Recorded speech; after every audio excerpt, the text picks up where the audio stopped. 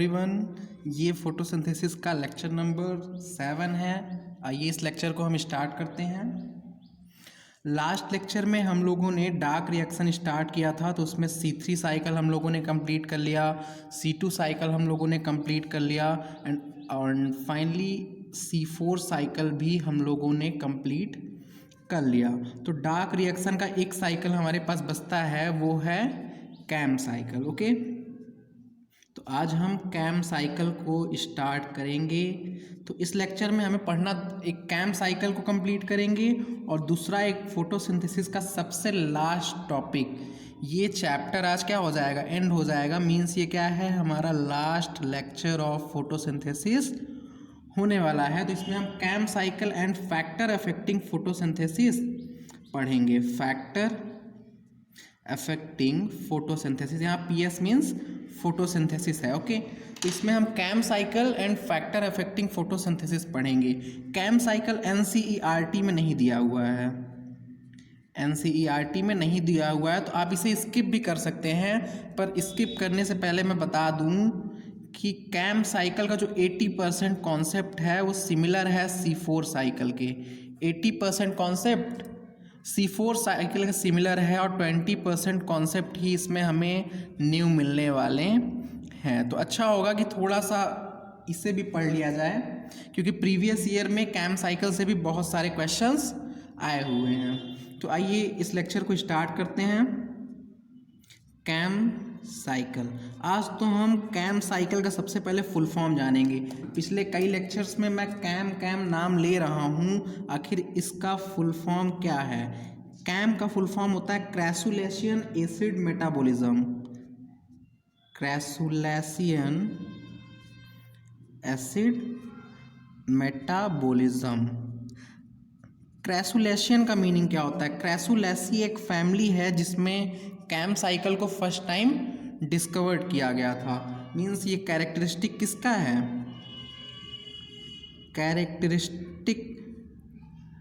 Characteristic of crassulaceae family. Crassulaceae family का एक characteristic है और उसमें एसिड का मेटाबॉलिज्म होता है, इसलिए हम इसे CAM cycle means crassulacean acid metabolism बोलते हैं। इसका और भी कुछ नाम है, जैसे डार्क एसिडिफिकेशन, या फिर तो इसी को हम बोल सकते हैं dark CO2 fixation. Dark CO2 fixation. ऐसा क्यों बोल रहे हैं हम? क्योंकि इसमें जो CO2 का फिक्सेशन होता है वो नाइट में होता है, और यहाँ पे डार्क का मीनिंग क्या है? डार्क यहाँ पे नाइट इंडिकेट कर रहा है। मीन्स ऐसा हम क्यों नाम ले रहे हैं ये आगे क्लियर होगा। यहाँ पे भी मैं लिख दे रहा हूँ कि नाइट में इसमें क्या होता है, एक्सचेंज ऑफ गैसेस होता है, एक्सचेंज ऑफ गैसेस होता है, या फिर तो आप बोल सकते हैं फर्स्ट CO2 फिक्सेशन। पहली बार CO2 फिक्सेशन रात में होता है। ऐसा क्यों होता है ये भी हम आगे समझेंगे। और डे टाइम में इसमें क्या होता है, फोटोसिंथेसिस होता है। फोटोसिंथेसिस होता है मीन्स डे टाइम में C3 साइकिल चलता है और ग्लूकोज का फॉर्मेशन होता है।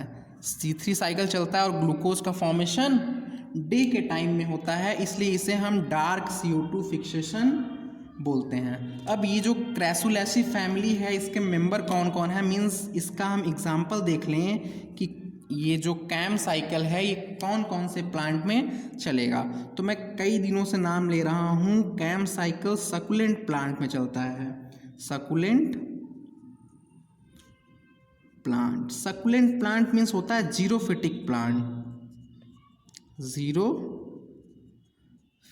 प्लांट मीन्स ऐसे प्लांट जो एरिड एरिया में ग्रो करते हैं, जहाँ पे लेस वाटर कंडीशन है। मीन्स ये प्लांट कहाँ पे कॉमन होते हैं? Common in arid environment.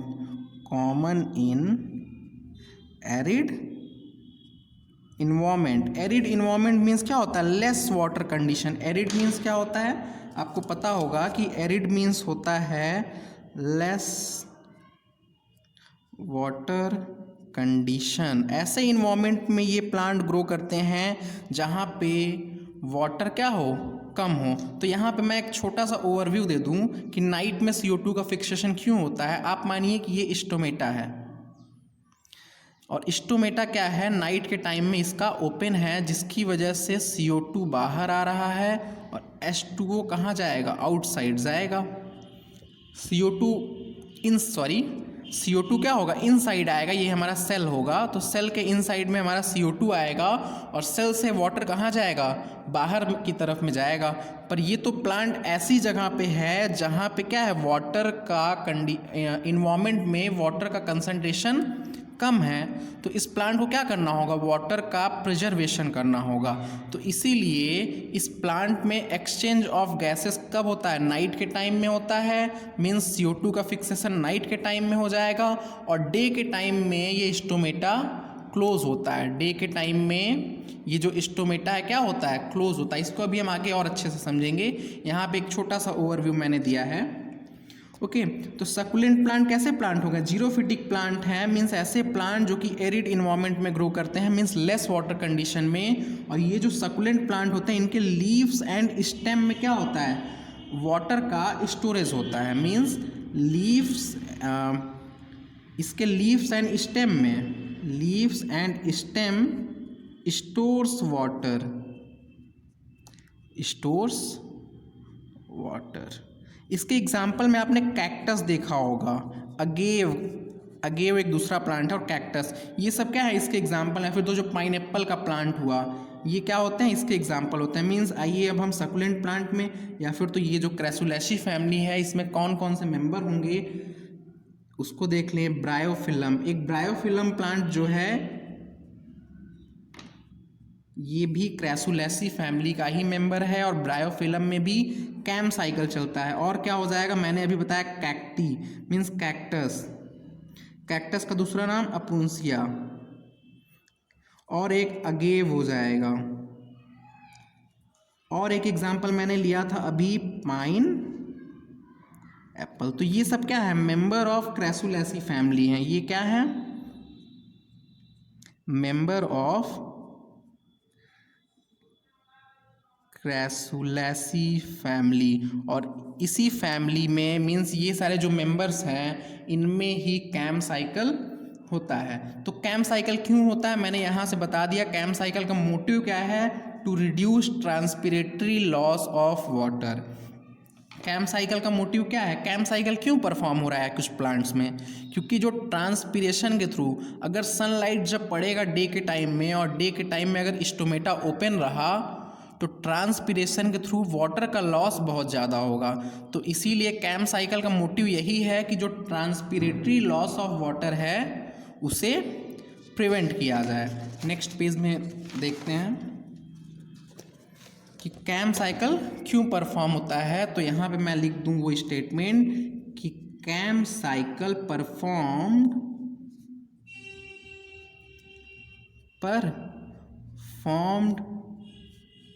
FORMED, ये स्पेलिंग,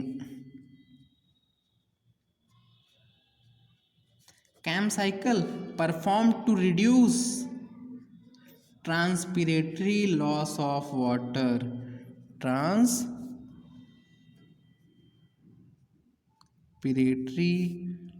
लॉस ऑफ वाटर, जो वाटर का लॉस हो रहा है ट्रांसपिरेशन के टाइम में, उसको प्रिवेंट करने के लिए कैम साइकिल चलता है। अब क्वेश्चन आता है कि वाटर के लॉस को प्रिवेंट कैसे करेगा, हाउ, किस तरीके से वाटर के लॉस को प्रिवेंट करेगा। तो इसका आंसर ये होगा कि इन कैम प्लांट स्टोमेटा जो प्रेजेंट होता है, उसको कुछ स्पेशल टाइप ऑफ स्टोमेटा होता है, जिसे हम बोलते हैं scoto active stomata, scoto active stomata. इस स्टोमेटा की खासियत क्या होती है कि ये डे के टाइम में बंद रहता है, डे के टाइम में ये स्टोमेटा क्या रहेगा, क्लोज रहेगा, और नाइट के टाइम में ये ओपन होता है, means open during night, open during night and closed during day time. Day time में ये स्टोमेटा क्या होता है, क्लोज होता है, और नाइट के टाइम में ये स्टोमेटा ओपन होता है जिससे कि डे टाइम पे सनलाइट ना पड़े, और सनलाइट अगर नहीं पड़ेगा तो लॉस ऑफ वाटर ट्रांसपिरेशन के थ्रू नहीं होगा। यहाँ ट्रांसपिरेटरी लॉस होगा, वाई ट्रांसपिरेटरी लॉस ऑफ वाटर को प्रिवेंट करता है। तो मैंने अभी बताया कि ये जो कैम साइकिल है इसका पूरा का पूरा साइकिल C4 साइकिल की तरह है। तो आप एक बार C4 साइकिल को जल्दी से रिवाइज कर लीजिए।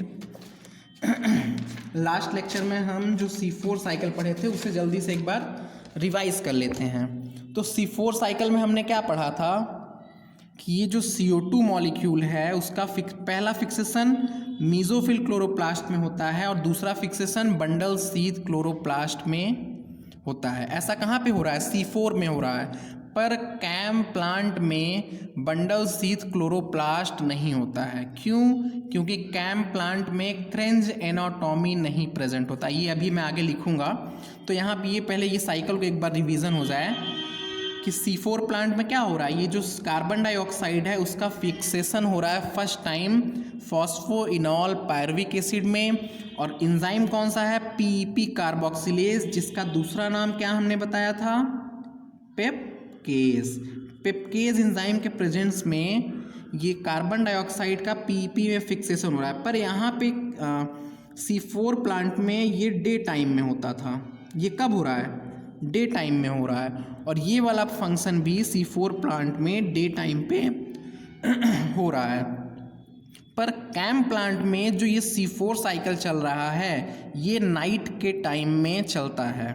ओके, तो ये CO2 और CO2 का जब PEP में फिक्सेशन होता है तो ऑक्सैलो एसिटिक एसिड एक 4 कार्बन का stable compound first time form हो रहा है, और ये oxalo acetic acid malic acid में कन्वर्ट हो जाता है। यहाँ पे एक पॉइंट आपको एक्स्ट्रा ये ऐड करना है कि या फिर तो मैलिक एसिड में कन्वर्ट होगा या फिर तो एस्पार्टिक एसिड में। ये NCERT में लिखा हुआ है कि ये जो C4 एसिड है जो फिक्सेशन के बाद स्टेबल C4 एसिड बना होता है वो कन्वर्ट हो जाता है मैलिक एसिड में या फिर तो एस्पार्टिक एसिड में। ये भी कितने कार्बन का है? 4 कार्बन का है। ये एक एक्स्ट्रा पॉइंट यहाँ पे आपको नोट करना है। उसके बाद क्या होता था? मैलिक एसिड जाता था बंडल शीथ के क्लोरोप्लास्ट में, और वहाँ से CO2 अलग होने के बाद पायरुविक एसिड बना लेता था, और वो पायरुविक एसिड वापस से फॉस्फोइनॉल पायरुविक एसिड इस चेयर को खाली कर देता था। ओके, जहाँ पे CO2 बैठा था उसको खाली कर दिया, पायरुविक एसिड कन्वर्ट हो गया फॉस्फोइनॉल पायरुविक एसिड में, और इस प्रोसेस में डाइकाइनेज एंजाइम के प्रेजेंस में हुआ जहाँ पे 6 ATP मॉलिक्यूल कन्वर्ट होता था 6 AMP मॉलिक्यूल में। और एक पॉइंट यहाँ पे बता दूँ कि जो डाइकाइनेज एंजाइम है इसका जो को फैक्टर होता है वो सोडियम आयन होता है, मीन्स सोडियम आयन इसका एक्टिवेटर का काम करता है। ओके, तो ये साइकिल यहाँ पर रिवीजन हो गया, और ये हम अब देखते हैं कि कैम प्लांट में कैसे यूज होगा।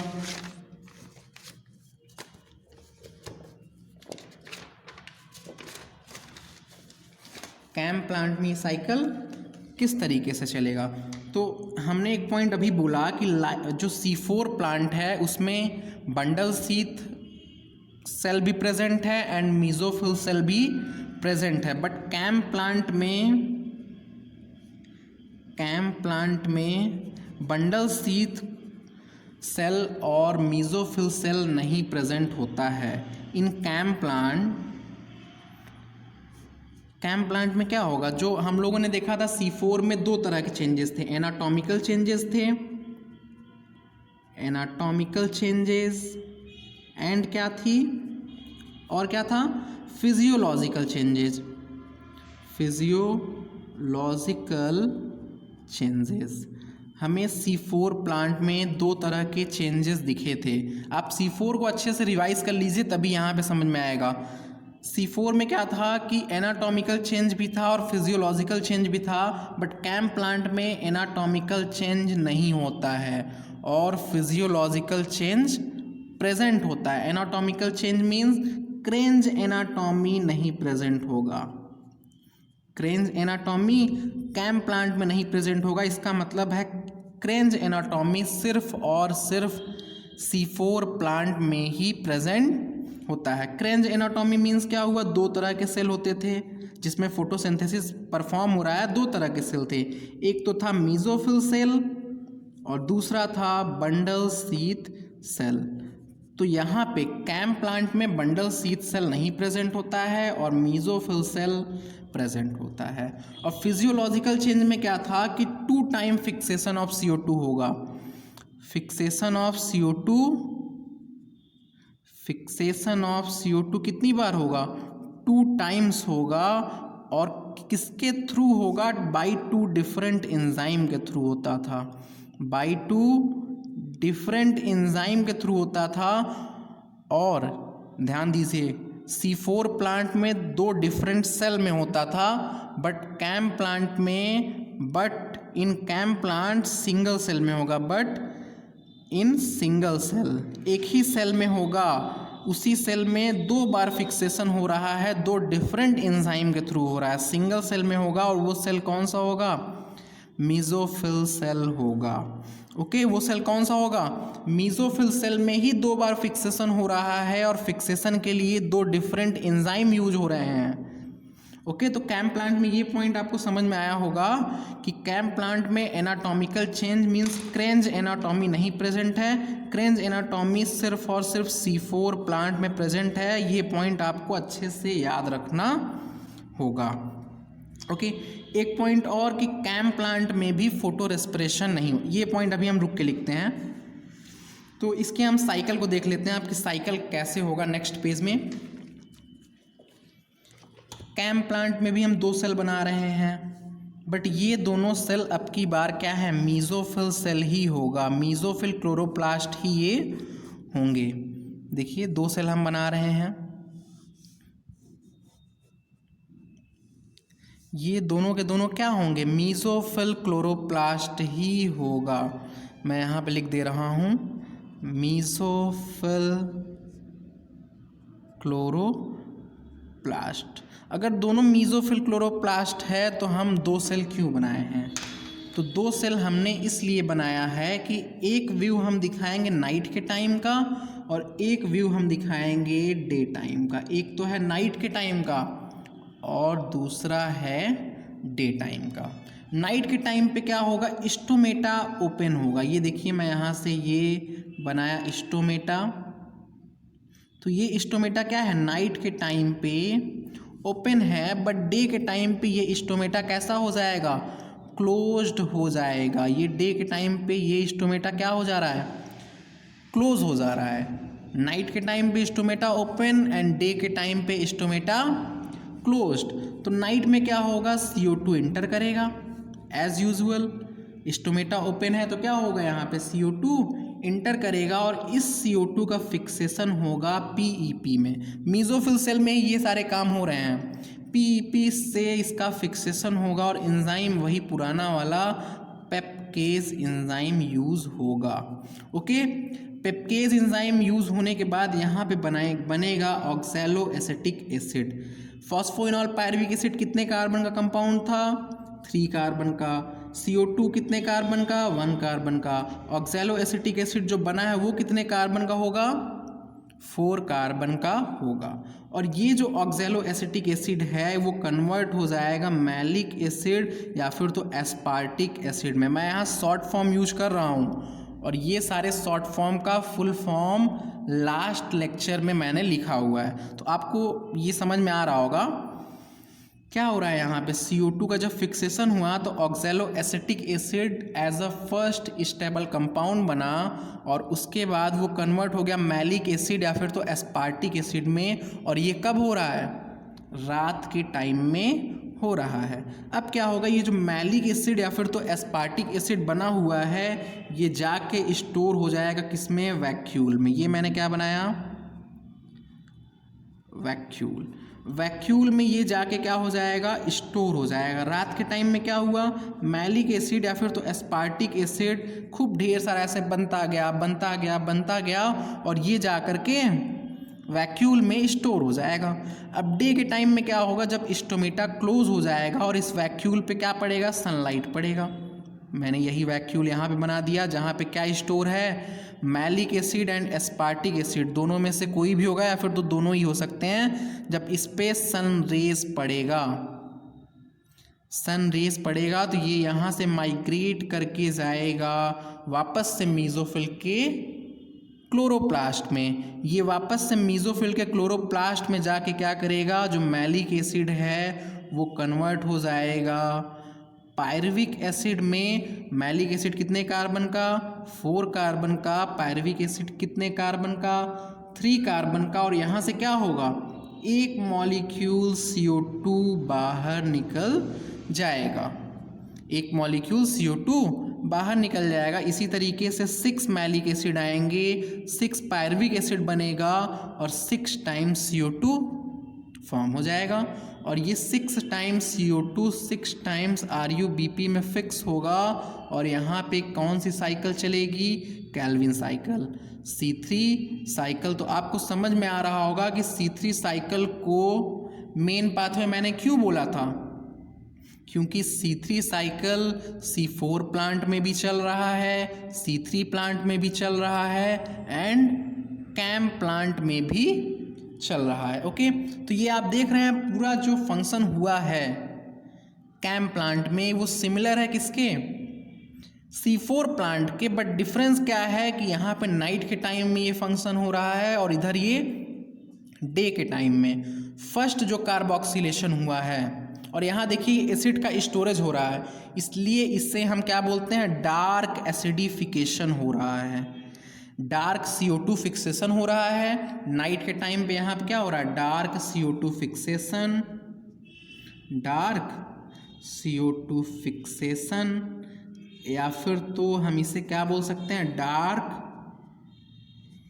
Acidification, dark acidification. और आप यहाँ से नोट कर सकते हैं कि डे के टाइम में पेप्केज के पास ये एक्टिविटी नहीं है कि वो ऑक्सीजन को यहाँ पे फिक्सेशन कर दे। पेप्केज ऑक्सीजन को फिक्स नहीं कर सकता है और डे के टाइम पे ऑक्सीजन क्या है, अनअवेलेबल है। डे के टाइम पे ऑक्सीजन नहीं प्रेजेंट है, डे के टाइम पे ऑक्सीजन नहीं प्रेजेंट है। और यही रीज़न है कि कैम प्लांट में फोटो रेस्पिरेशन भी नहीं होता है। रूबिस्को के पास में ऑक्सीजन जा ही नहीं रहा है, डे के टाइम में रूबिस्को का यूज हो रहा है और रूबिस्को के पास में ऑक्सीजन नहीं प्रेजेंट है, तो रूबिस्को अपना ऑक्सीजनेज एक्टिविटी नहीं शो करेगा।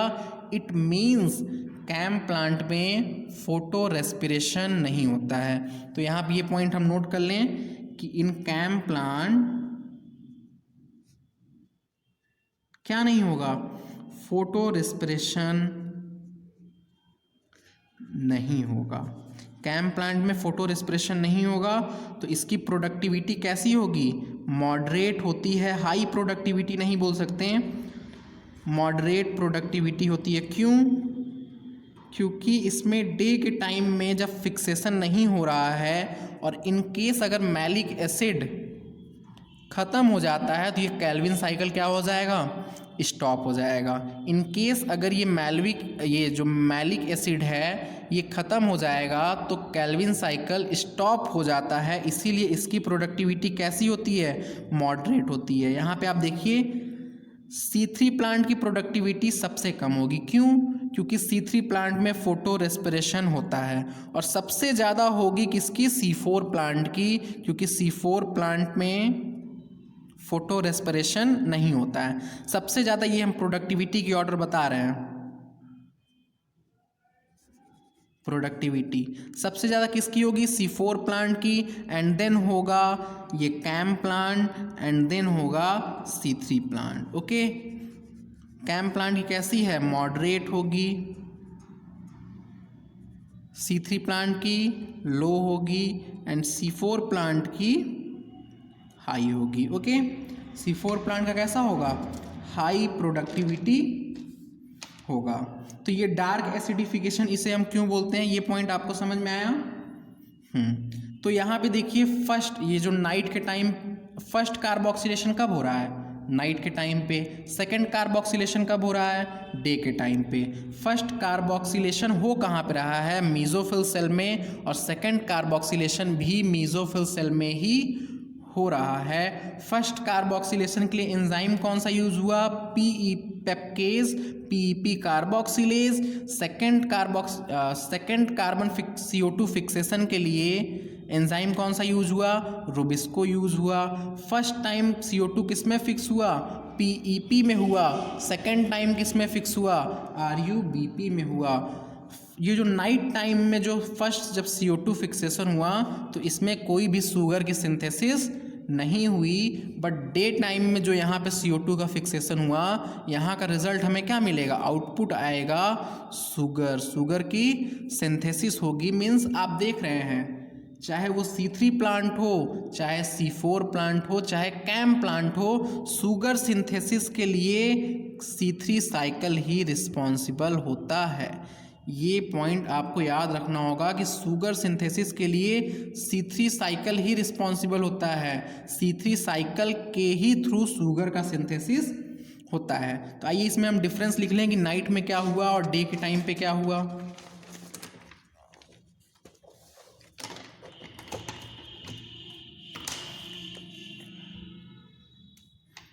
यहाँ पे हो जाएगा हमारा नाइट टाइम और ये हो जाएगा डे टाइम। नाइट टाइम पे क्या हो रहा है? First carboxylation means first time CO2 का फिक्सेशन, और डे टाइम पे क्या हो रहा है? सेकंड कार्बोक्सिलेशन हो रहा है। Second carboxylation. तो फर्स्ट कार्बोक्सिलेशन कहाँ पे हो रहा है? मेसोफिल सेल में। इन मेसोफिल सेल किस एंजाइम के थ्रू हो रहा है? तो पेप्केज एंजाइम। और किस कंपाउंड में हो रहा है? तो पीईपी में हो रहा है। ओके, और जो सेकंड कार्बोक्सिलेशन है वो कहाँ पे हो रहा है? तो वो भी मेसोफिल सेल में ही होगा। यहाँ पे ध्यान दीजिए, ये C3 और C4 और कैम में डिफरेंस होगा। ये मेसोफिल सेल में ही होगा। एंड किस एंजाइम के थ्रू होगा? तो रुबिस्को एंजाइम के थ्रू होगा। और किस कंपाउंड में होगा? RUBP कंपाउंड में होगा।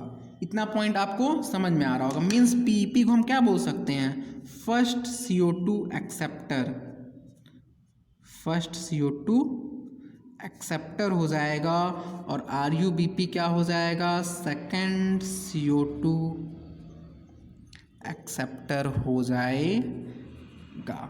और हमने ये भी ऑब्जर्व किया कि नाइट टाइम पे शुगर का सिंथेसिस नहीं हुआ और डे टाइम पे शुगर का सिंथेसिस हुआ। ओके, ये पॉइंट्स हमारी क्या थी? ऑब्जर्वेशंस थी। और हमने देखा कि ये लगभग किसके? C4 प्लांट के सिमिलर आ रहा है।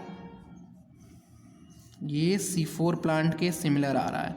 तो हम एक पॉइंट समझ गए हैं कि कैम प्लांट में और C4 प्लांट में कई सारी सिमिलरिटीज़ हैं, पर कुछ डिफरेंसेस भी तो हैं। तो उन डिफरेंसेस को हम नोट कर लें। तो यहाँ एक नोट पॉइंट बना देते हैं। नोट पॉइंट में क्या होगा कि there are many similarities in C4 and CAM plant. There are many similarities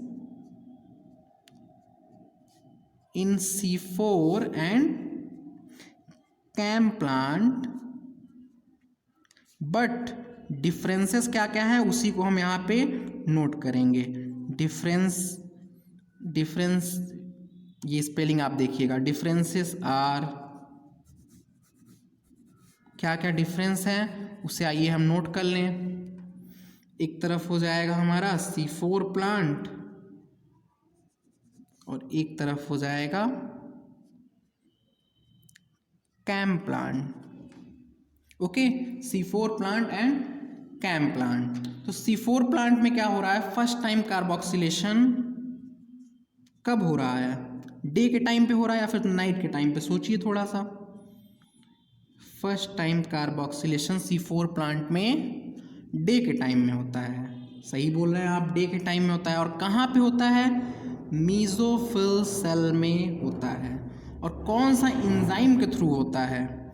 पेप्केज enzyme के थ्रू पीईपी कंपाउंड में होता है, in PEP by PEP carboxylase means PEPcase. अगर ये पॉइंट मैं अगर जल्दी जल्दी लिख रहा हूँ तो आप इसे साइकिल से जाके ऑब्जर्व कीजिए कि क्या ऐसा ही हो रहा था। सेकंड कार्बोक्सिलेशन कब होगा, सॉरी फर्स्ट कार्बोक्सिलेशन अब हम कैम में देख लें। कैम में फर्स्ट कार्बोक्सिलेशन, तो इसमें से हमें डिफरेंस क्या नज़र आएगा, देखिए फर्स्ट कार्बोक्सिलेशन कैम प्लांट में नाइट टाइम पे हो रहा था। कब, नाइट में। और कहाँ पे हो रहा था, तो मीजोफिल सेल में ही रहा था और पीईपी कंपाउंड में ही हो रहा था बाई पेप्केज एंजाइम। पेप्केज एंजाइम के थ्रू पीईपी कार्बोक्सिलेज में हो रहा था। अब देख लेते हैं हम क्या सेकेंड कार्बोक्सिलेशन कब हो रहा है। सेकेंड कार्बोक्सिलेशन, तो C4 में हमने पढ़ा था कि सेकेंड कार्बोक्सिलेशन भी डे टाइम में ही हो रहा है, वहाँ पे नाइट का रोल नहीं है, डे टाइम में हो रहा है, बट बंडल शीथ सेल में होता है। कहाँ पे, बंडल शीथ सेल में होता है। एंड किस कंपाउंड में होगा, तो इन RUBP by Rubisco enzyme, by Rubisco enzyme से हो रहा है। एंड कैम प्लांट में यही सेकेंड कार्बोक्सिलेशन कब होगा, डे में होगा कि नाइट में, सही बोल रहे हैं आप, डे के टाइम में होगा। नाइट के टाइम में तो फर्स्ट वाला होता है, डे के टाइम में सेकेंड कार्बोक्सिलेशन होगा जब मैलिक एसिड ब्रेक होगा पायरुविक एसिड एंड CO2 में। बट यहाँ पे सेल कौन सी होगी, क्या आप बता सकते हैं, मीजोफिल सेल होगी। तो यहाँ से क्या समझ में आ रहा है कि कैम प्लांट में क्रेंज एनाटॉमी नहीं है। कैम प्लांट में देखिए यहाँ पे भी मीजोफिल सेल, यहाँ पे भी mesophyll cell, but C4 plant में फर्स्ट कार्बोक्सिलेशन मीजोफिल सेल में and second carboxylation bundle sheath cell में हो रहा है। मीन्स कैम प्लांट में Kranz anatomy, Kranz anatomy absent होगी। कैम प्लांट में क्रेंज एनाटॉमी एब्सेंट होगी और वो C4 में प्रेजेंट होगी। ये पॉइंट आप नीचे ही लिख लीजिएगा, यहाँ जगह नहीं है तो मैं ऊपर लिख दे रहा हूँ कि क्रेंज एनाटॉमी क्या होगी, C4 प्लांट में प्रेजेंट होगी। और एक पॉइंट यहाँ पे जो बचा हुआ है ये भी कंप्लीट कर लें कि सेकेंड कार्बोक्सिलेशन होता किस कंपाउंड में है, तो RUBP में होता है और बाई किस एंजाइम के थ्रू, रुबिस्को एंजाइम के थ्रू होता है। इतना पॉइंट आपको समझ में आया। तो ये क्या थे, हमारा C4 एंड कैम के बीच में कुछ डिफरेंस पॉइंट थे जिसे हमने देखा। इसके बाद में अब रुबिस्को और पेप्केज एंजाइम को कंटिन्यू हम पढ़ रहे हैं तो इनको बुरा लग रहा है कि इनके बीच में हमने डिफरेंस नहीं देखा। आइए देख लिया जाए। रुबिस्को एंजाइम एंड, ये दिख नहीं रहा है, अब दिखा, पेप्केज एंजाइम। रुबिस्को के पास कैसा है, डुअल नेचर का है। रुबिस्को कैसा एंजाइम है, मैं डार्क रिएक्शन जब स्टार्ट हुआ था तभी से बता रहा हूँ कि ये डुअल नेचर का होता है। एंड पेप्केज कैसा होता है, सिंगल नेचर है, इसमें सिंगल नेचर है। डुअल नेचर में क्या क्या था, इसमें एक कार्बोक्सिलेज एक्टिविटी था, कार्बोक्सिलेज, और दूसरा ऑक्सीजिनेज एक्टिविटी था। बट पेप्केज में सिर्फ और सिर्फ कार्बोक्सिलेज एक्टिविटी ही था, कार्बोक्सिलेज ओनली लिख लीजिए। तो पेप्केज में क्या है, सिर्फ और सिर्फ कार्बोक्सिलेज एक्टिविटी है और रुबिस्को में कार्बोक्सिलेज एंड ऑक्सीजिनेज एक्टिविटी है। अब थोड़ा हम एक एक प्लांट के ऊपर देख लें कि C3 प्लांट में ये दोनों एंजाइम कहाँ प्रेजेंट है। तो C3 प्लांट में ये हुआ हमारा रुबिस्को एंजाइम और C3 प्लांट में पेप्केज एंजाइम। आप बताइए क्या C3 प्लांट में रुबिस्को एंजाइम था? जी हाँ, सही बता रहे हैं आप, वहाँ पे था। और क्या पेप्केज एंजाइम C3 प्लांट में था? जी नहीं, पेप्केज एंजाइम C3 प्लांट में नहीं प्रेजेंट था। तो रुबिस्को कहाँ पे प्रेजेंट था? मीजोफिल सेल में प्रेजेंट था। रुबिस्को एंजाइम कहाँ पे प्रेजेंट है? मीजोफिल सेल में प्रेजेंट है। अब आइए हम C4 प्लांट को देख लें। C4 प्लांट में यही दो एंजाइम, रुबिस्को एंड पेपकेज। तो क्या C4 प्लांट में दोनों एंजाइम प्रेजेंट हैं? तो आपने बताया कि हाँ, दोनों एंजाइम C4 प्लांट में प्रेजेंट हैं, बट C4 प्लांट में जो रुबिस्को होता है वो बंडल शीथ सेल में प्रेजेंट है, एंड जो पेपकेज है वो मीजोफिल सेल में प्रेजेंट है। यहाँ पे नोट कीजिए, मीजोफिल में रुबिस्को है C3 में, और बंडल शीथ में रुबिस्को है C4 प्लांट में। ये पॉइंट नोट कीजिए अच्छे से। अब लास्ट बचता है हमारा कैम प्लांट में, देख ले कि दोनों एंजाइम कहाँ पे प्रेजेंट हैं। कैम प्लांट में भी तो दोनों एंजाइम हैं, कैम प्लांट में रुबिस्को भी है और पेपकेज भी है। रुबिस्को कब एक्टिविटी कर रहा है? डे टाइम पे, और पेपकेज कब कर रहा है? नाइट टाइम पे, और दोनों ही एंजाइम मीजोफिल सेल पे प्रेजेंट हैं। दोनों एंजाइम कहाँ प्रेजेंट हैं? मीजोफिल सेल में प्रेजेंट हैं। तो आपको ये वेरिएशंस अच्छे से क्लियर होना चाहिए, ये जो वेरिएशंस हैं आपको अच्छे से आना चाहिए। ओके, तो ये नोट में हमारा हो गया। ये कंप्लीट पेज देखिए, एक तो हमने नाइट एंड डे के बारे में देखा, देन जो डिफरेंस पॉइंट थे उसे देखा, एंड उसके बाद रुबिस्को और पेपकेज के बीच में कुछ डिफरेंस पॉइंट देखा। एक और नोट पॉइंट जो कि NCERT में तो नहीं दिया हुआ है, बट थोड़ा सा इम्पॉर्टेंट है और बहुत थोड़ा सा बताएंगे, कंपनसेशन पॉइंट क्या होता है। कंपनसेशन पॉइंट, कंपनसेशन पॉइंट एक ऐसा पॉइंट है जिस टाइम पे रेट ऑफ फोटोसिंथेसिस, जो प्लांट फोटोसिंथेसिस कर रहा है उसमें रेट ऑफ फोटोसिंथेसिस इक्वल हो जाए रेट ऑफ रेस्पिरेशन के। रेट ऑफ फोटोसिंथेसिस किसके इक्वल हो जाए? रेट ऑफ फोटोसिंथेसिस के। मीन्स फोटोसिंथेसिस में क्या होगा? Fixation of CO2। फोटोसिंथेसिस में क्या होता है? Fixation of CO2 is equal to हो जाए rate of respiration. Means respiration में CO2 का हम लोग क्या करते हैं? रिलीज करते हैं अपने बॉडी से, तो CO2 क्या होता है? रिलीज होता है। मीन्स कंपनसेशन पॉइंट एक ऐसा पॉइंट है, एक ऐसे समय को हमने नाम दिया है कंपनसेशन पॉइंट, जिस टाइम पे फिक्सेशन ऑफ CO2 इक्वल हो जाए CO2 के रिलीज से। प्लांट क्या करेगा? एरोबिक रेस्पिरेशन, और उसमें से क्या प्रोड्यूस होगा? CO2 प्रोड्यूस होगा। तो जब ये fixation of CO2 equal to हो जाए CO2 के रिलीज से, इसी को हम कंपनसेशन पॉइंट बोलते हैं। कंपनसेशन पॉइंट की वैल्यू डिफरेंट होती है इन तीनों प्लांट के लिए। इन तीनों प्लांट के लिए इसकी वैल्यू डिफरेंट होती है कि किस कंसंट्रेशन पे कंपनसेशन पॉइंट मिलेगा। CO2 की कंसंट्रेशन की वैल्यू डिफरेंट होती है तीनों प्लांट के लिए, और उन वैल्यूज़ को हमें नहीं पढ़ना है। ओके, उन वैल्यूज़ को हमें नहीं पढ़ना है। नेक्स्ट पेज में जाते हैं, और एक लास्ट टॉपिक होगा कि C3 plant, C4 plant and CAM plant में डिफरेंस क्या है। एक लास्ट टॉपिक होगा कि C3 प्लांट और C4 plant and CAM plant में डिफरेंट क्या होगा। तो यहाँ पे हम लिखते हैं कैरेक्टर, एंड देन फिर हो जाएगा C3 plant, and then C4 plant, and then CAM plant. एक टेबल बना लिया जाए।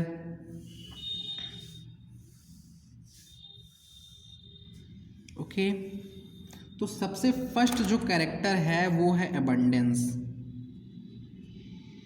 एबंडेंस मीन्स आप समझ रहे होंगे कि नेचर में या फिर तो अर्थ पे C3 प्लांट कितना है, C4 प्लांट कितना है, और कैम प्लांट कितने अमाउंट में है।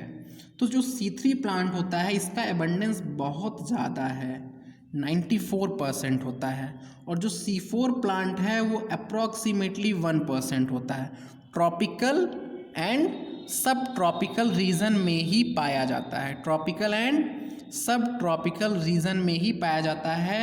एंड कैम प्लांट बचा हुआ 4 to 5 या फिर तो 5 to 6%, 4 to 5 या फिर तो 5 to 6% एबंडेंस कैम प्लांट का होता है। नेक्स्ट पॉइंट पे जाते हैं कि क्रेंज एनाटॉमी। क्रेंज एनाटॉमी किस में प्रेजेंट था? एनाटॉमी। तो क्रेंज एनाटॉमी C3 प्लांट में नहीं प्रेजेंट था, सिर्फ और सिर्फ C4 प्लांट में ही प्रेजेंट है, कैम में भी नहीं है। मीन्स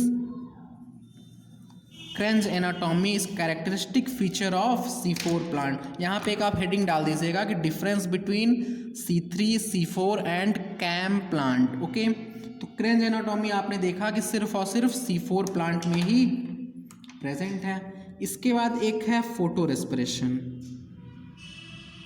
फोटो रेस्पिरेशन, तो फोटो रेस्पिरेशन C3 में प्रेजेंट है, बट C4 और कैम में फोटो रेस्पिरेशन नहीं प्रेजेंट होता है। जब फोटो रेस्पिरेशन की बात हुई तो अब बात आती है प्रोडक्टिविटी की।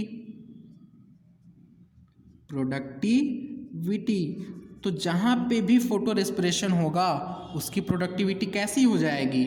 लो हो जाएगी। और C4 की प्रोडक्टिविटी हाई होती है और कैम की मॉडरेट होगी। आज के लेक्चर में ये पॉइंट मैंने बताया, ये पॉइंट पहले मैं क्लियर कर चुका हूँ। ओके, इसके बाद एक पॉइंट होता है ट्रांसपिरेशन रेशियो। आपको मैंने बोला कि कैम प्लांट वाटर का प्रिजर्वेशन करता है, मीन्स ट्रांसपिरेटरी लॉस ऑफ वाटर को रिड्यूस करता है। तो कैसे रिड्यूस करेगा वो आइए हम डाटा के फॉर्म में आपको दिखाते हैं। ये क्या है? ट्रांसपिरेटरी या फिर तो ट्रांसपिरेशन रेशियो। ट्रांसपिरेशन रेशियो, तो ट्रांसपिरेशन रेशियो होता क्या है पहले ये देख लिया जाए। ये होता है H2O रिमूव्ड, समझाते हैं अभी, अपॉन CO2 का फिक्सेशन। फिक्सेशन मीन्स ये देखिए, सपोज कीजिए कि ये क्या है? स्टोमेटा है। स्टोमेटा का दो फंक्शन हुआ, एक तो हुआ गैसियस का एक्सचेंज कर रहा है और दूसरा ट्रांसपिरेटरी लॉस को भी कर रहा है। मीन्स H2O का ट्रांसपिरेशन होता है स्टोमेटा के थ्रू और दूसरा CO2 का इनपुट होता है। तो ट्रांसपिरेशन रेशियो यही होता है कि जो H2O कितना मॉलिक्यूल रिमूव होगा एक मॉलिक्यूल CO2 को अंदर लाने में। अगर स्टोमेटा खुला तो एक मॉलिक्यूल CO2 को इनसाइड लाने में, ये हुआ हमारा सेल, तो सेल के इनसाइड लाने में एक मॉलिक्यूल CO2 को कितना H2O रिमूव होगा। तो ये वैल्यू आती है C3 प्लांट के लिए 600 मॉलिक्यूल H2O का लॉस हो जाता है एक CO2 के फिक्सेशन के लिए, और यही C4 में 300 मॉलिक्यूल का लॉस होता है एक CO2 फिक्सेशन में।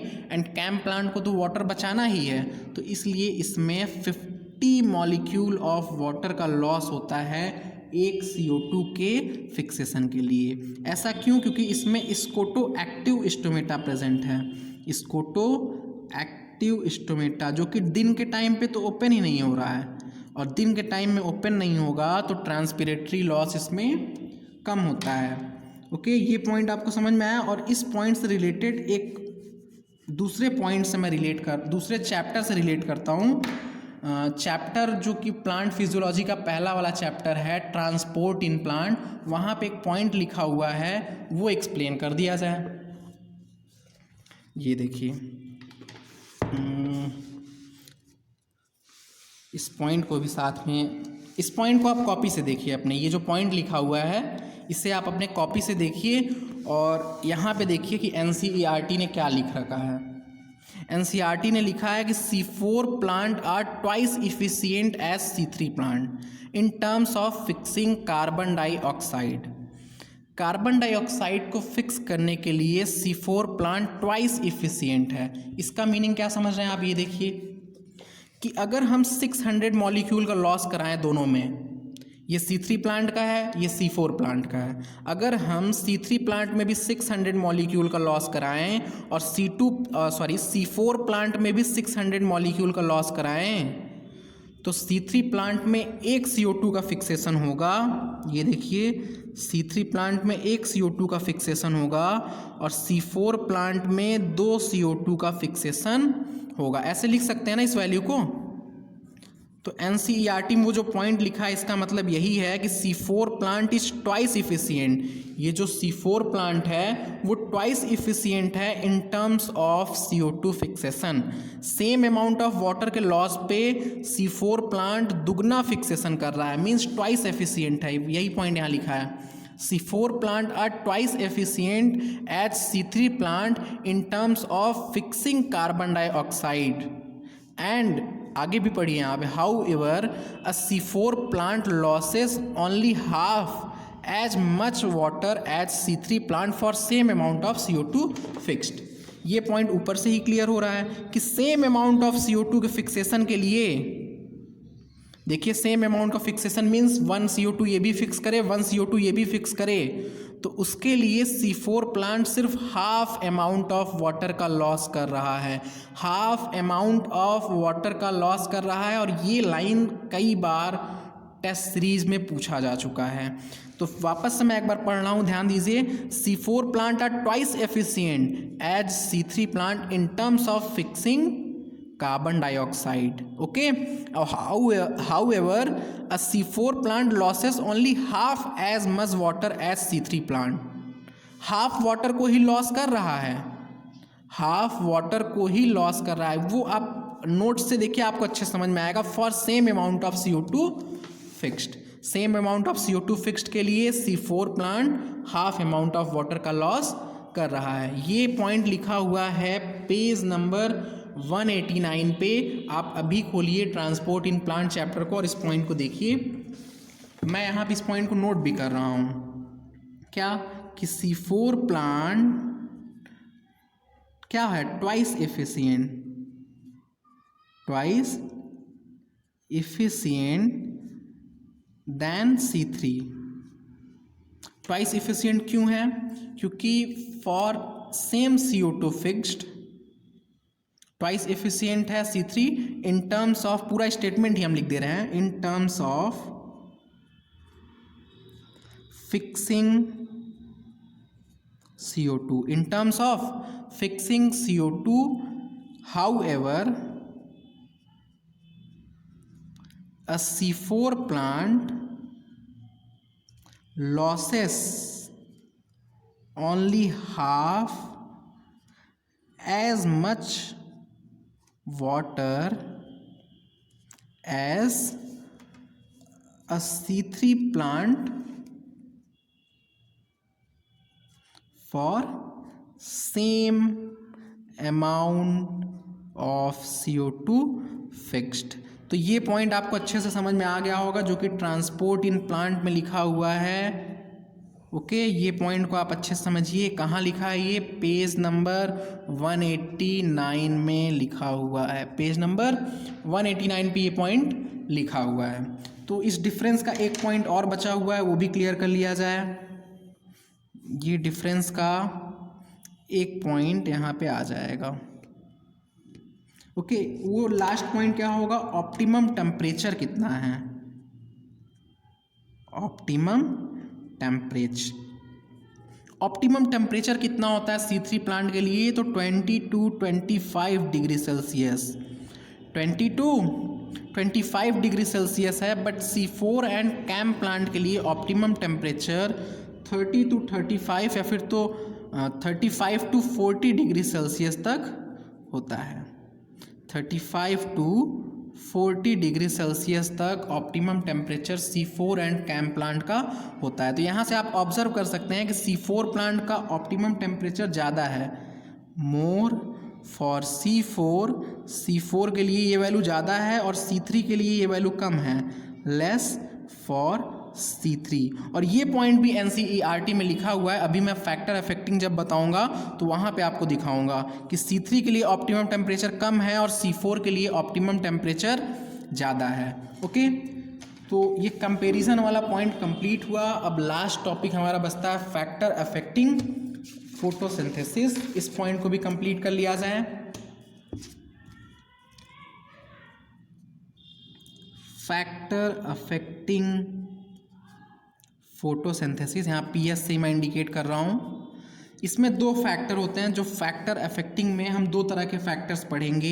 एक तो हो जाएगा इंटरनल फैक्टर मीन्स प्लांट के अंदर का कुछ फैक्टर हो जाएगा और कुछ फैक्टर हो जाएगा एक्सटर्नल फैक्टर। तो एक्सटर्नल में क्या क्या हो जाएगा आप समझ सकते हैं। लाइट हो जाएगा जो सनलाइट प्लांट ले रहा है, वाटर हो जाएगा, टेम्परेचर हो जाएगा, वाटर टेम्परेचर हो जाएगा, एंड एटमॉस्फेयर से और क्या ले रहा है, कार्बन डाइऑक्साइड ले रहा है, तो CO2 कंसंट्रेशन हो जाएगा। ये क्या होगा, एक्सटर्नल फैक्टर में आएगा।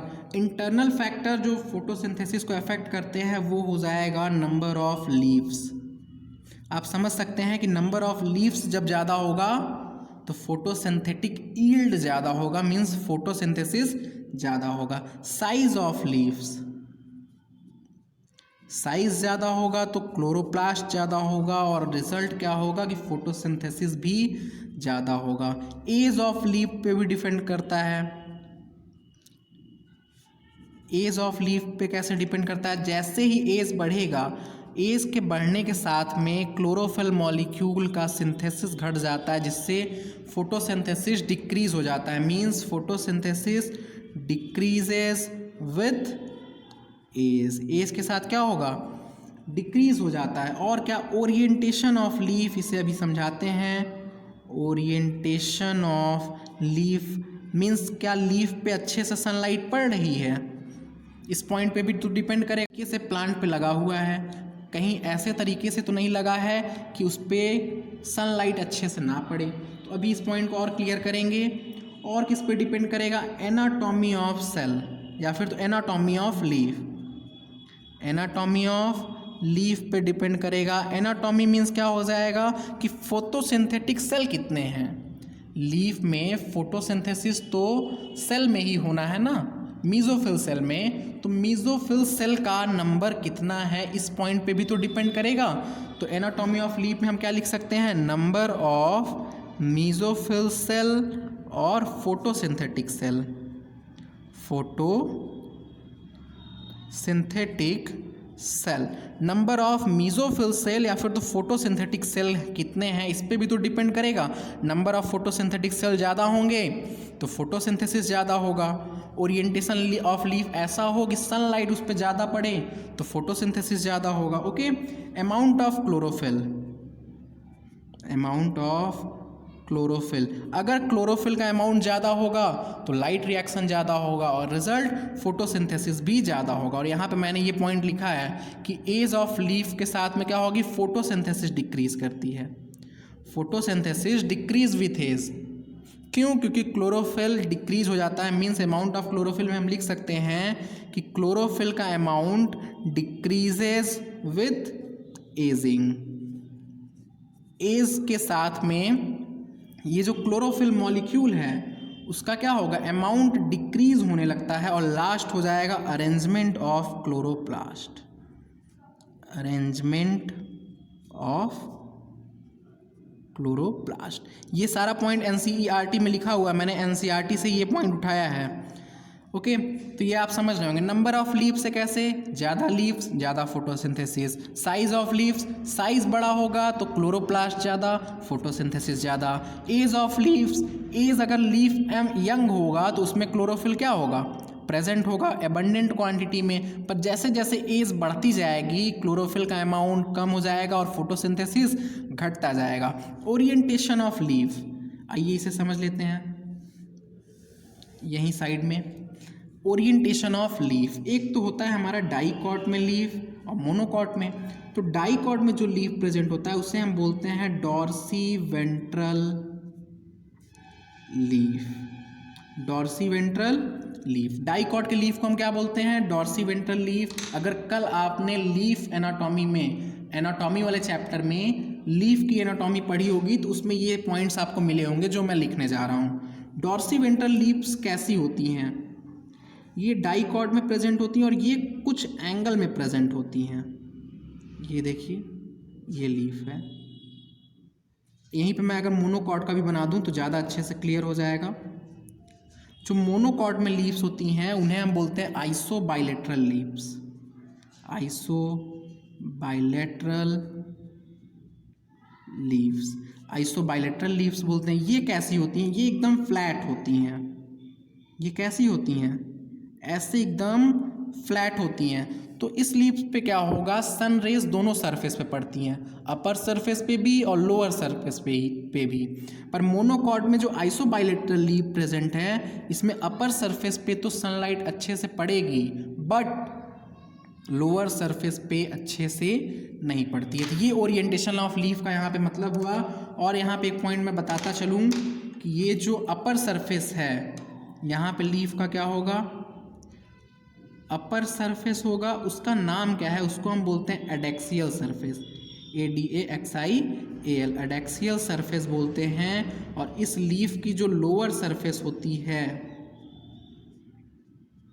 उसे हम बोलते हैं एबैक्सियल सरफेस, एबैक्सियल सरफेस। ये नाम आपको याद रखना होगा, adaxial surface and abaxial surface, okay. और जो डॉर्सीवेंट्रल लीफ होती है, मीन्स डाइकॉट की लीफ होती है, उसमें एडेक्सियल सरफेस पे स्टोमेटा बहुत कम क्वांटिटी में होता है। स्टोमेटा क्या होगा, बहुत कम क्वांटिटी में होगा, मीन्स आप लिख सकते हैं यहाँ पे लैक्स स्टोमेटा।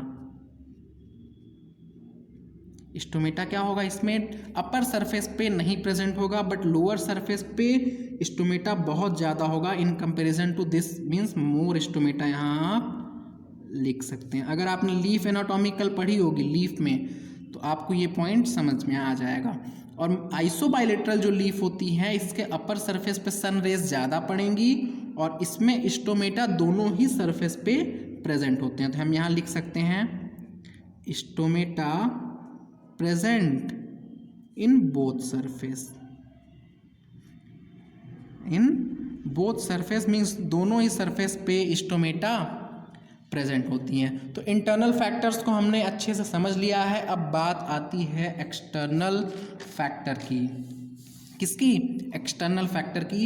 एक्सटर्नल फैक्टर से पहले एक साइंटिस्ट ब्लैक मैन के बारे में देख लेते हैं। धूप में बहुत एक्सपेरिमेंट करते थे, इसलिए ये ब्लैक हो गए और इनका नाम कलुआ पड़ गया, ब्लैक मैन। तो इनका जो था, इनके बारे में जो पढ़ना है, तो इन्होंने एक लॉ दिया था, लॉ ऑफ लिमिटिंग फैक्टर। मजाक एक तरफ रखिए, पढ़ाई कीजिए। लॉ ऑफ लिमिटिंग फैक्टर, इन्होंने एक लॉ दिया था। और किसने दिया था, आपको नाम पता है, ब्लैक मैन ने, ओके। ये लॉ किसने दिया था, ब्लैक मैन ने दिया था। और इस लॉ में इन्होंने बताया कि जो रेट ऑफ फोटोसिंथेसिस, इसको मैं पहले समझा दूं कि इस लॉ में इन्होंने क्या बोला। जैसे सपोज कीजिए कोई भी केमिकल रिएक्शन है, A + B + C पे डिपेंड कर रहा है और प्रोडक्ट बन रहा है D + E। केमिस्ट्री के लैंग्वेज में थोड़ा समझा दूं, ये बन रहा है, तो सपोज कीजिए कि सबका एक एक मोल चाहिए होगा ये रिएक्शन को कंप्लीट करने के लिए। पर अगर C का मोल 0.5 ही हो और बाकी सबका एक एक हो, तो क्या ये रिएक्शन पूरी तरह से कंप्लीट होगा। ये एक मोल इसके एक मोल से रिएक्ट कर रहा है, तब ये रिएक्शन में D और E बन रहा है, बट इसका तो 0.5 मोल ही है, तो इसका 0.5 मोल B के भी 0.5 मोल से रिएक्ट करेगा और A के भी 0.5 मोल से, और B और A का 0.5 क्या हो जाएगा, रिमेन हो जाएगा, 0.5 इसका रिमेन हो जाएगा। तो इन्होंने यही लॉ दिया। इस लॉ को थोड़ा हम स्टेटमेंट में लिख लें तो आपको समझ में आ जाएगा। Rate of photosynthesis determined by factor that present in least amount। यहाँ पे हम फोटोसिंथेसिस के बारे में पढ़ रहे हैं, तो फोटोसिंथेसिस का टर्म यहाँ पे यूज कर रहे हैं, वरना अगर केमिस्ट्री होता तो फोटोसिंथेसिस के जगह पे केमिकल रिएक्शन लिखते हैं हम, ओके। तो इस लॉ के अकॉर्डिंग क्या है कि जो रेट ऑफ फोटोसिंथेसिस है वो किस पे डिपेंड कर रहा है, वो फैक्टर जो सबसे लीस्ट अमाउंट में है। जो फैक्टर लीस्ट अमाउंट में है उसी के अकॉर्डिंग रिएक्शन होगी और वही रेट ऑफ फोटोसिंथेसिस को डिटरमाइन करेगा, ओके। इनके लॉ को आप समझ पा रहे हैं कि जो रेट ऑफ फोटोसिंथेसिस है उस फैक्टर पे डिपेंड करेगी जो मिनिमम अमाउंट में प्रेजेंट है, जो मिनिमम अमाउंट में प्रेजेंट है। तो आइए अब एक्सटर्नल फैक्टर्स को हम पढ़ते हैं। सबसे पहले पढ़ेंगे light, water, temperature, CO2 concentration, सबको पढ़ते हैं। तो पहला हो जाएगा हमारा लाइट। अब लाइट की कौन कौन सी फैक्टर है जो इफेक्ट करती है, मीन्स जो प्रभाव डालती है फोटोसिंथेसिस के रेट में। तो लाइट की क्वालिटी हो जाएगी, लाइट की क्वालिटी। अब आप बोलेंगे क्वालिटी मीन्स क्या, अच्छा क्वालिटी और ख़राब क्वालिटी? जी नहीं, वेवलेंथ, वेवलेंथ पे डिपेंड करेगा, वेवलेंथ पे डिपेंड करेगा। हमने देखा था कि सारे वेवलेंथ की लाइट पे एक जैसी फोटोसिंथेसिस नहीं हो रही है, अलग अलग वेवलेंथ पे डिफरेंट डिफरेंट फोटोसिंथेसिस का रेट आ रहा था। तो एक तो वेवलेंथ, दूसरा ड्यूरेशन बोल सकते हैं आप कि कितनी देर तक लाइट प्रेजेंट है, ड्यूरेबिलिटी क्या है, ड्यूरेशन, और लास्ट हो जाएगा इंटेंसिटी। लाइट की इंटेंसिटी क्या है? इंटेंसिटी अगर आपके लैंग्वेज में समझाऊं तो तेज़ धूप है या फिर तो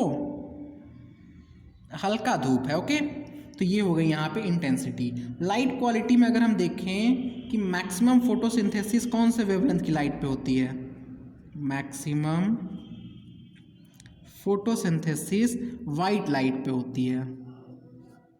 पर वाइट लाइट कैसा है? पॉलीक्रोमैटिक लाइट होता है। पॉलीक्रोमैटिक लाइट मीन्स इसमें डिफरेंट वेवलेंथ प्रेजेंट है, कई सारा वेवलेंथ का लाइट प्रेजेंट है। और अगर हम मोनोक्रोमैटिक लाइट में पूछें मैक्सिमम फोटोसिंथेसिस किस में होती है, तो मोनोक्रोमैटिक लाइट लेना है तो रेड लाइट में होगी एंड ब्लू लाइट में होगी। ब्लू एंड रेड लाइट में होती है। और ये कैसी लाइट होंगी? मोनोक्रोमैटिक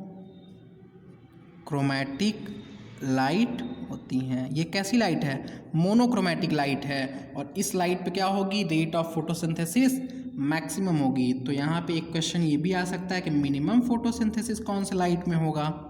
तो आंसर हो जाएगा ग्रीन लाइट में। क्यों? क्योंकि ग्रीन लाइट मैंने बताया था लीव्स की कलर ग्रीन होती हैं, तो ये ग्रीन लाइट को कंप्लीटली रिफ्लेक्ट कर देगा और इसी वजह से ग्रीन लाइट में फोटोसिंथेसिस एकदम ही मिनिमम होती है। तो लाइट के इफ़ेक्ट को देखते हैं, उसके लिए एक ग्राफ बना हुआ है। NCERT की बुक उठाइए आप, तो एक आपको ग्राफ मिलेगा। उस ग्राफ को मैं यहाँ पे बना रहा हूँ। देखिए यहाँ पे क्या दिया हुआ है? Rate of photosynthesis. PS means यहाँ पे अब मैं फोटोसिंथेसिस यूज कर रहा हूँ, फोटो सिस्टम नहीं समझिएगा आप। रेट ऑफ फोटोसिंथेसिस और इधर पे हो जाएगा लाइट इंटेंसिटी। अब क्या होगा देखिए, अब जैसे जैसे लाइट इंटेंसिटी बढ़ाएंगे, सुबह के टाइम में फोटोसिंथेसिस स्लो है, फिर बाद में धीरे धीरे इंटेंसिटी बढ़ रही है तो फोटोसिंथेसिस बढ़ रही है। बढ़ने दीजिए, बढ़ने दीजिए। पर ये कब तक बढ़ेगी? क्या बढ़ते बढ़ते हमेशा बढ़ती रहेगी? जी नहीं, ये बढ़कर के एक समय आएगा कि कांस्टेंट हो जाएगा। ये देखिए रेट ऑफ फोटोसिंथेसिस कांस्टेंट हो गया, मीन्स एक सैचुरेशन पॉइंट ऑब्टेन हो गया, सैचुरेशन पॉइंट ऑब्टेन हो गया। ओके, क्या ऑब्टेन हो गया? एक सैचुरेशन पॉइंट ऑब्टेन हो जाता है। ऐसा क्यों होता है? ऐसा क्यों होता है? क्यों? क्योंकि लाइट की इंटेंसिटी तो बढ़ती जा रही है, बट अदर फैक्टर जो हैं वो क्या हो रही हैं? लिमिटिंग हो जा रहा है।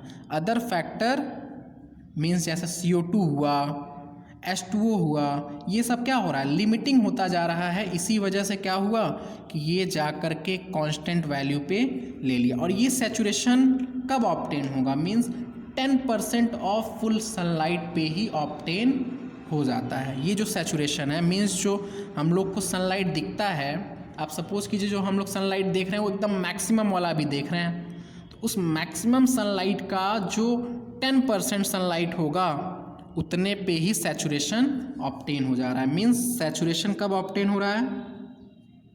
Saturation obtained at 10% of maximum light, या फिर तो फुल लाइट लिख सकते हैं, मैक्सिमम ऑब्लिक फुल सनलाइट पे ही ऑब्टेन हो जा रहा है। अब आप देखिए 10% पे ही ऑब्टेन हो रहा है, तो क्या कभी लाइट लिमिटिंग फैक्टर हो सकता है? बाकी का तो 90% अभी बचा हुआ है, तो लाइट लिमिटिंग फैक्टर नहीं होता है। लाइट लिमिटिंग फैक्टर नहीं होता है, ये पॉइंट आपको ध्यान देना होगा।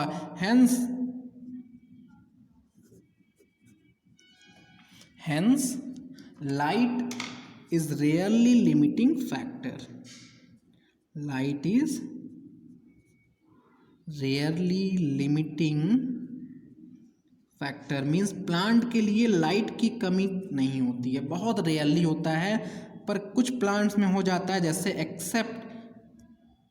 एक्सेप्ट जो कि ऐसे प्लांट जो कि शेड में रखे हुए हैं, मीन्स शेडेड प्लांट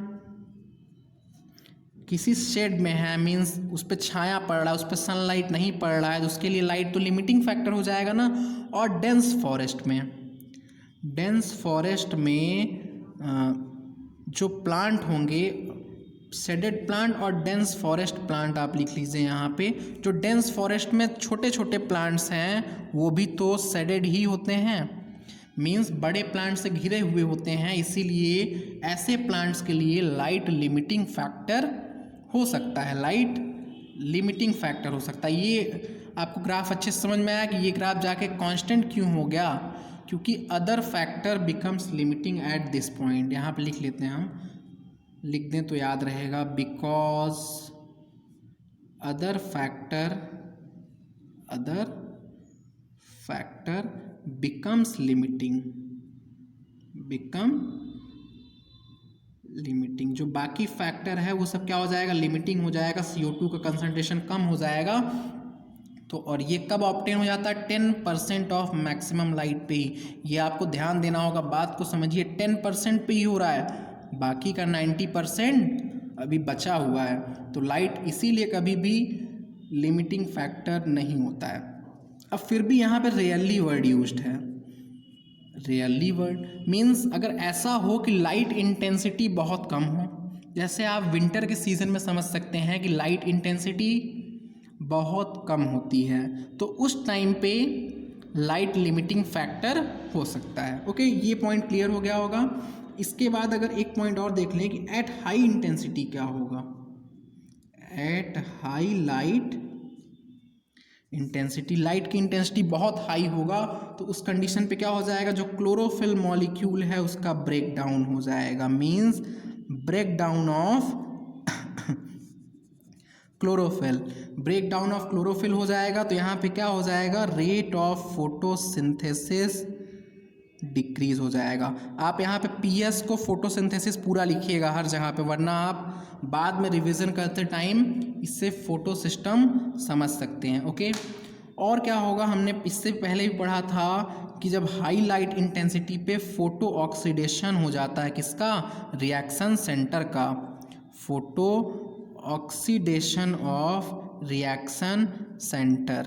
तो रिएक्शन सेंटर कौन बनाता था, क्लोरोफिल मॉलिक्यूल ही तो बनाता था, means break down of chlorophyll ही होगा, फोटो ऑक्सीडेशन ऑफ क्लोरोफिल हो जाएगा। रिएक्शन सेंटर का फोटो ऑक्सीडेशन मींस क्लोरोफिल का फोटो ऑक्सीडेशन मींस इसको, इस प्रोसेस को क्या बोलते हैं, सोलराइजेशन हो जाएगा, किसका, रिएक्शन सेंटर का सोलराइजेशन हो जाएगा। तो ये लाइट की कंप्लीट कॉन्सेप्ट थी। लाइट की क्वालिटी, ड्यूरेशन, इंटेंसिटी, इन सब पे फोटोसिंथेसिस डिपेंड करता है।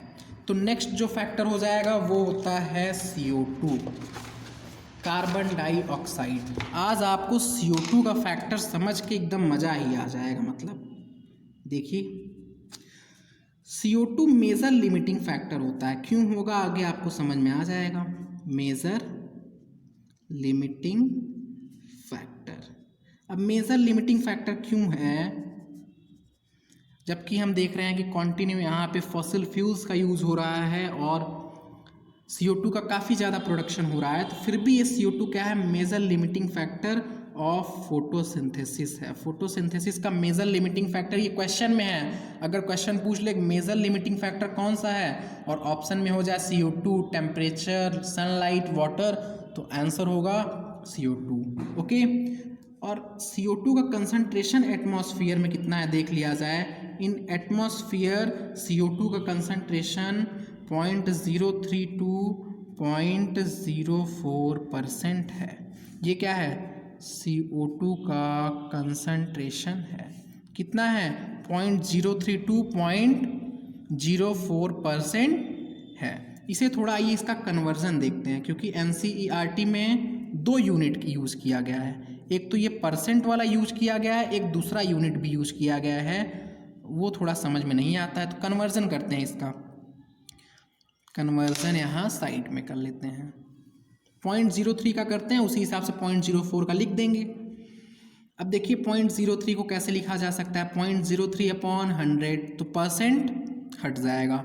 अब इसमें अगर हम 10⁶ से मल्टीप्लाई कर दें तो ये किस में कन्वर्ट हो जाएगा? पार्ट पर मिलियन में कन्वर्ट हो जाएगा। तो ये वैल्यू कितनी आएगी? 10⁶, 2 पावर कैंसिल होगा, यहाँ होगा 10⁴। 10⁴ से इसमें मल्टीप्लाई होने के बाद ये आएगा 300 पार्ट पर मिलियन। ओके, तो ये जो परसेंटेज में वैल्यू दिया हुआ है, इसे हम क्या लिख सकते हैं? 300 पार्ट पर मिलियन टू कितना है ये? 400 पार्ट पर मिलियन। इतना पॉइंट आपको समझ में आ रहा है? 300 पार्ट पर मिलियन टू 400 पार्ट पर मिलियन। पर NCERT ने इसको नहीं यूज किया है, एक दूसरे यूनिट को यूज किया गया है NCERT में। आइए देखते हैं वो क्या है। एक तो कन्वर्जन हमने ये देखा, दूसरा कन्वर्जन ये जो 0.03% है, उससे हम लिख सकते हैं 0.03 ml in 100 ml of air. 0.03 ml CO2 in 100 ml of air. ऐसा लिखा जा सकता है या नहीं? पहले आप सोचिए, लिखा जा सकता है। तो ये 100 ml में इतना है, अगर हम ऊपर और नीचे 10 से मल्टीप्लाई कर दें तो क्या होगा? 0.3 ml CO2 इन किस में हो जाएगा? 1000 ml ऑफ एयर। अब ये 1000 ml को हम क्या लिख सकते हैं? 1 लीटर लिख सकते हैं। सही बोल रहे हैं आप, इसे हम 1 लीटर लिख सकते हैं। मीन्स ये हो जाएगा 0.3 ml in 1 litre, means litre inverse. 0.3 ml CO2 in 1 litre of air.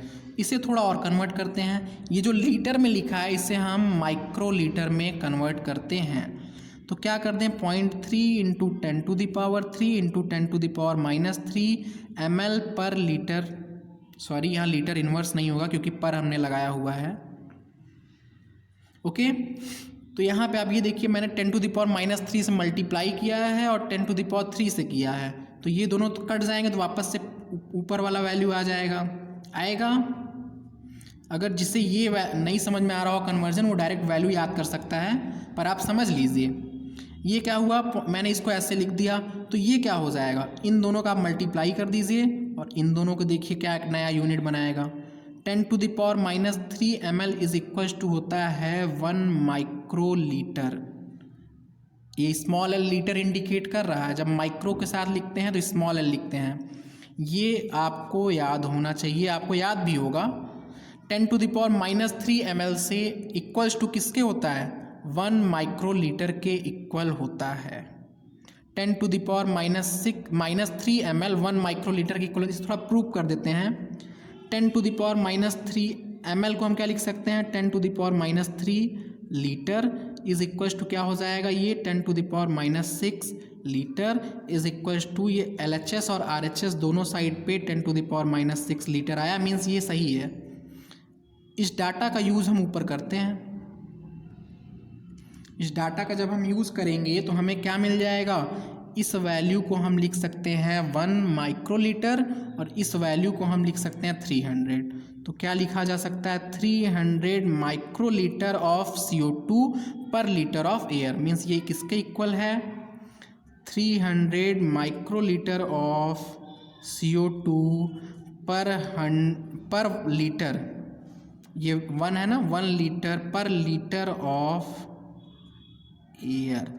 ये पॉइंट आप देखिए, NCERT ने ये यूनिट यूज़ किया है, माइक्रो लीटर पर लीटर, पर इसका मतलब आपको समझ में आना चाहिए। ओके, तो आइए यहाँ पे हम नोट करते हैं। इसको हम क्या लिख सकते हैं?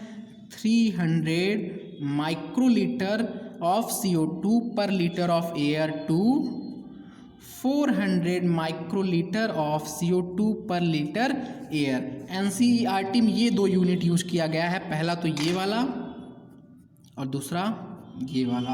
क्या आपको ये पॉइंट समझ में आ रहा है? अगर नहीं आ रहा है तो आप वीडियो को थोड़ा सा पीछे कीजिए और जो मैंने कन्वर्जन किया है उसे ध्यान से देखिए। तो ये पॉइंट आपको होप करता हूँ कि समझ में आ गया होगा। आगे बढ़ाते हैं। At low intensity of sunlight पे क्या होगा? अब सनलाइट की दो तरह की इंटेंसिटी हो सकती है। एट लो लाइट इंटेंसिटी लिख लेते हैं। लो लाइट इंटेंसिटी पे क्या होगा, और एक हम देखेंगे एट हाई लाइट इंटेंसिटी पे क्या होगा। वही होगा जो मंजूर खुदा होगा। तो देखिए एट लो लाइट इंटेंसिटी पे क्या होगा। अगर लाइट की इंटेंसिटी बहुत लो है, मीन्स सपोज कीजिए विंटर का टाइम है और आप CO2 का कंसंट्रेशन बढ़ाए जा रहे हैं, तो क्या होगा? क्या रेट ऑफ फोटोसिंथेसिस बढ़ेगा? जी नहीं, बिल्कुल भी नहीं बढ़ेगा, क्योंकि उस टाइम पे लाइट क्या हो जाएगा? लिमिटिंग हो जाएगा। देखिए अगर लाइट की इंटेंसिटी कम है और आपने क्या किया, कंसंट्रेशन ऑफ CO2 को बढ़ा दिया, और कितना बढ़ा दिया? NCERT लिखता है अप टू 0.05%, या फिर तो इसे ही हम लिख सकते हैं 500 माइक्रोलीटर पर लीटर।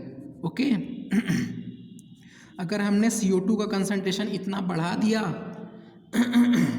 तो उस केस में rate of photosynthesis do not increase नहीं होगा, डू नॉट इंक्रीज। क्यों? इसका रीज़न ये है क्योंकि लाइट बिकम्स लिमिटिंग। उस केस में क्या हो जाएगा? लाइट लिमिटिंग फैक्टर हो जाएगा। बिकॉज आपने केमिस्ट्री में लिमिटिंग रिएजेंट पढ़ा है ना, बस लिमिटिंग फैक्टर वही है, लिमिटिंग रिएजेंट ही लिमिटिंग फैक्टर है। इस केस में क्या हो जाएगा? Because light becomes limiting, because light becomes limiting. इसके आगे देखते हैं हाई लाइट इंटेंसिटी में क्या होगा। अगर हाई लाइट इंटेंसिटी में हमने CO2 को कंसंट्रेशन को बढ़ा दिया, अगर हाई लाइट इंटेंसिटी में हमने कंसंट्रेशन ऑफ CO2 को इंक्रीज कर दिया अप टू 0.05%, लाइट की इंटेंसिटी हाई है, मीन्स समर के कंडीशन में मैंने बढ़ा दिया, तो क्या होगा? रेट ऑफ फोटोसिंथेसिस बढ़ जाएगा, रेट ऑफ फोटोसिंथेसिस बढ़ जाएगा। यहाँ पे लिखा है डू नॉट इंक्रीज और यहाँ पे लिखा है इंक्रीज हो जाएगा। ऐसा क्यों होगा? क्योंकि उस कंडीशन पे लाइट लिमिटिंग फैक्टर नहीं है, लाइट लिमिटिंग फैक्टर नहीं है। और इस प्रोसेस का यूज़ कहाँ किया जाता है? इस प्रोसेस का कॉमर्शियली यूज़ भी करते हैं हम। आर्टिफिशियली हम क्या कर देंगे? CO2 का कंसंट्रेशन को बढ़ा देंगे, जिससे क्या होगा? प्रोडक्टिविटी बढ़ जाएगा। इसको कॉमर्शियली कहाँ यूज़ करते हैं? Used commercially for high productivity of green house crop, for high productivity of green house crop. आपको ग्रीन हाउस इफेक्ट पता ही होगा, ग्रीन हाउस इफेक्ट पता है तो ग्रीन हाउस क्रॉप के बारे में भी सुना होगा आपने। तो जो ग्रीन हाउस क्रॉप हैं उसके हाई प्रोडक्टिविटी के लिए हम यूज करते हैं। ग्रीन हाउस क्रॉप कैसे प्रोड्यूस होते हैं? ग्रीन हाउस क्रॉप में हम एक ग्लास का क्या करते हैं, एक ग्लास से पैक्ड प्लेस होता है ये, और उसी प्लेस पे हम क्या करते हैं, ऐसे ये पैक्ड है, चारों तरफ से ये हमारा ग्लास से पैक्ड है। अब इस पे हम क्या करते हैं, सनलाइट देते हैं, जिससे अंदर के साइड में बहुत ज़्यादा टेम्परेचर हो जाता है, टेम्परेचर बढ़ जाता है। तो आपको पता होगा ये अच्छे से, यहाँ पे एक्सप्लेन नहीं करते हम। तो ग्रीन हाउस क्रॉप के प्रोडक्शन में इसको यूज़ किया जाता है कॉमर्शली। और ग्रीन हाउस क्रॉप कौन कौन से क्रॉप में यूज़ किया जाता है? तो एग्जाम्पल हो जाएगा टोमेटो, जो आप लाल लाल टमाटर खाते हैं, एंड बेल पीपर में, जो शहद के साथ में पीपर खाते हैं उसमें, और ये जो टोमेटो में खांसी के टाइम पे खाते हैं ना हम लोग पीपर, तो पीपर और टोमेटो के प्रोडक्शन में इस प्रोसेस का यूज़ किया जाता है कि हाई लाइट इंटेंसिटी में CO2 के कंसंट्रेशन को, अब एटमॉस्फेयर में तो इतना ही है, 0.3 से 0.04% है, पर हमने आर्टिफिशियली CO2 के कंसंट्रेशन को इंक्रीज कर दिया तो हमें ये रिज़ल्ट मिला। पर एक और नोट कीजिए पॉइंट आप, कि अगर हम CO2 के कंसंट्रेशन को इस लेवल से ज़्यादा बढ़ा दें, if CO2 concentration increased beyond 0.05%, means अगर हमने CO2 के कंसंट्रेशन को 0.05% से ज़्यादा बढ़ा दिया तो इट बिकम्स, मीन्स ये क्या हो जाएगा, हार्मफुल हो जाएगा प्लांट के लिए डैमेजिंग हो जाएगा। It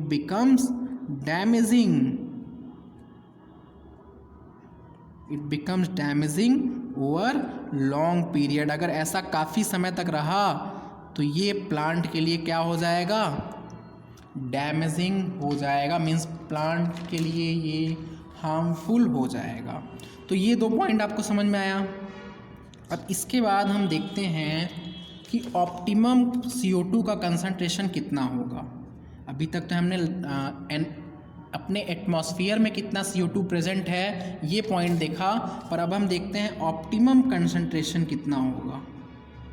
optimum concentration of CO2 को देखेंगे कि CO2 का ऑप्टिमम कंसंट्रेशन कितना होगा।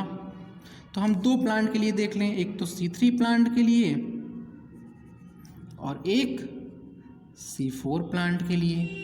ओके, एक तो C3 प्लांट के लिए और एक C4 प्लांट के लिए। C3 प्लांट के लिए जो ऑप्टिमम वैल्यू है वो होना चाहिए 450 microlitre of CO2 per litre of air. देखिए यहाँ पे NCERT ने कौन सा यूनिट यूज़ किया है, NCERT ने कौन सा यूनिट यूज़ किया है, ध्यान दीजिए। और ये यूनिट हम बता चुके हैं कैसे आया। और C4 प्लांट के लिए यही होता है 360 microlitre of CO2 per litre of air. Microlitre of CO2 per litre of air, ये 2 पॉइंट आपको समझ में आ रहा होगा।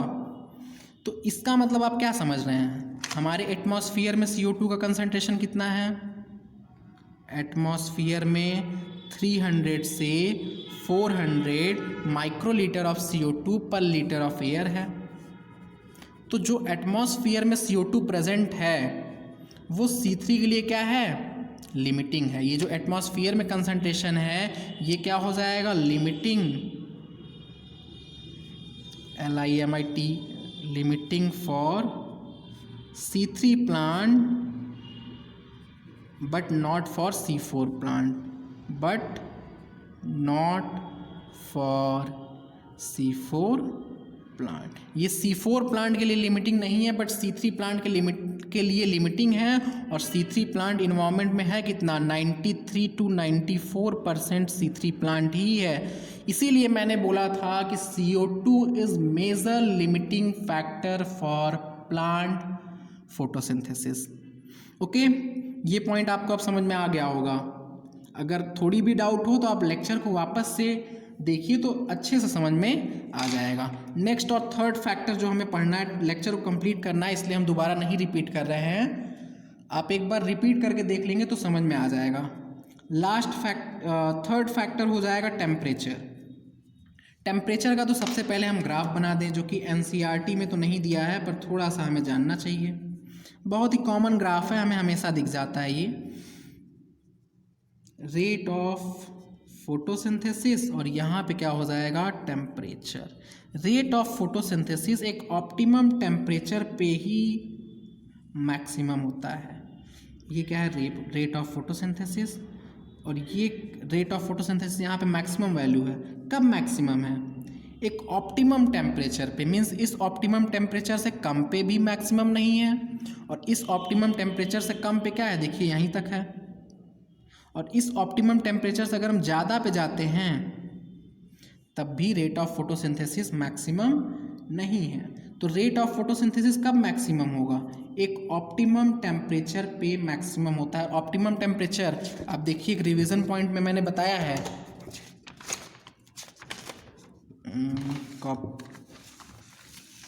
ये देखिए ऑप्टिमम टेम्परेचर C3 प्लांट के लिए 20 से 25 डिग्री सेल्सियस, C4 प्लांट के लिए 35 से 40 डिग्री सेल्सियस और कैम प्लांट के लिए भी 35 से 40 डिग्री सेल्सियस होता है। तो ये आपको समझ में आ रहा होगा ऑप्टिमम टेम्परेचर पे ही रेट ऑफ फोटोसिंथेसिस क्या होगा, मैक्सिमम होगा। ऐसा क्यों है कि हाई टेम्परेचर पे मैक्सिमम नहीं है, ऑप्टिमम टेम्परेचर के बाद अगर हम और टेम्परेचर बढ़ाएं तो रेट ऑफ फोटोसिंथेसिस डिक्रीज हो रहा है। ऐसा क्यों है, क्योंकि एट हाई टेम्परेचर क्या होता है, आपको पता है कि जो एंजाइम्स हैं वो क्या होते हैं, प्रोटीन होते हैं। एंजाइम और ब्रैकेट में हम लिख दे रहे हैं protein. Enzyme of dark reaction denatures, dark reaction denatures and at low temperature क्या होगा, enzyme becomes inactive. At low temperature, कितना लो हो, यहाँ पे क्या हो, temperature more than optimum temperature हो, और यहाँ पे क्या हो, temperature less than optimum temperature हो। तो लो टेम्परेचर पे क्या होगा, एंजाइम या फिर तो प्रोटीन, एंजाइम क्या होता है, प्रोटीन होता है, becomes inactive. Okay, becomes inactive. तो इसी वजह से जो रेट ऑफ फोटोसिंथेसिस है कब मैक्सिमम होगा, ऑप्टिमम टेम्परेचर पे मैक्सिमम होता है। इससे पहले हमने देखा कि ऑप्टिमम टेम्परेचर C3 प्लांट के लिए कितना है, ऑप्टिमम टेम्परेचर C3 प्लांट के लिए देखा, C4 प्लांट के लिए देखा। C3 के लिए कितना है, 20 से 25 डिग्री सेल्सियस है, और C4 के लिए कितना है, 35 से 40 डिग्री सेल्सियस है।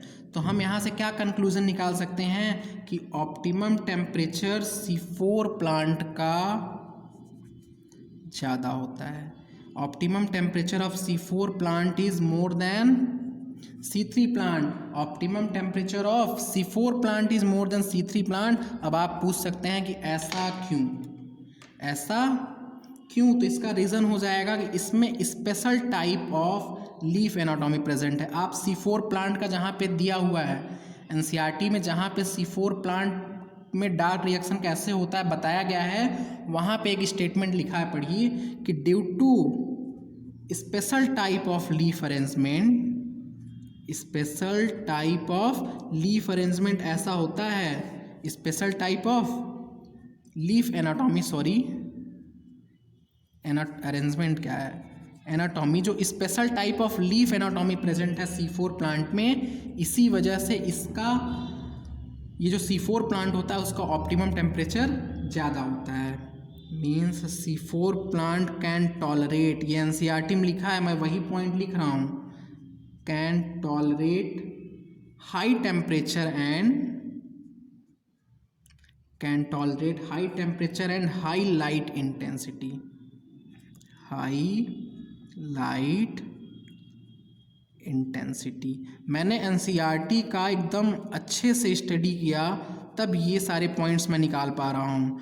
कई जगह मैं कई चैप्टर से भी रिलेट करके आपको बताया, तो ये सारे पॉइंट को आपको अच्छे से समझना भी है। मैं ये यहाँ पे भी यूनिट कन्वर्जन भी बताया कि किस तरीके से होगा, और ये पॉइंट भी है कि special type of leaf anatomy की वजह से ऑप्टिमम टेम्परेचर C4 प्लांट का ज़्यादा है। ओके, C4 प्लांट का ये कौन सा पेज नंबर पर लिखा है, मैं थोड़ा देख के बता देता हूँ आपको। NCERT में जब आप C4 पाथवे को दिखाई देते हैं, जब ये C4 पाथवे ओपन करेंगे तो यहीं पे लिखा हुआ है, they have a special type of leaf anatomy, they tolerate higher temperature, they shows a response to high light intensities. Okay, ये पॉइंट आपको ध्यान देना होगा। अब यहाँ से एक एडिशनल पॉइंट मैं जो बोल रहा हूँ सुनिए, C4 प्लांट कहाँ प्रेजेंट होता है, ट्रॉपिकल एंड सब ट्रॉपिकल रीजन में प्रेजेंट होता है। मीन्स कहाँ पे, यहाँ पे लिख दें, ट्रॉपिकल एंड सब ट्रॉपिकल रीजन में प्रेजेंट होता है। C4 प्लांट कहाँ प्रेजेंट होता है, ट्रॉपिकल एंड सब ट्रॉपिकल रीजन। तो NCERT एक लाइन और लिखता है, पहले तो NCERT ने कंपेयर किया C4 एंड C3 प्लांट के बारे में, उसके बाद NCERT देखिए क्या पॉइंट लिखता है, हम दिखा दें NCERT में भी, ये देखिए टेम्परेचर, ये देखिए tropical plants have a higher temperature optimum than the plant adopt to temperate climate.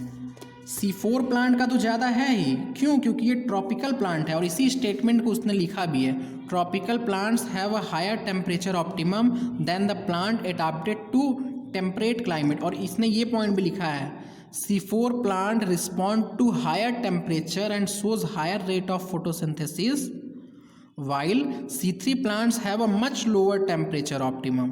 C3 plant का मच लोअर है, कहाँ 30 से 35 तो कहाँ 20 से 25, समझ रहे हैं ना आप। और यहाँ पे उसने ट्रॉपिकल के फॉर्म में बता दिया है।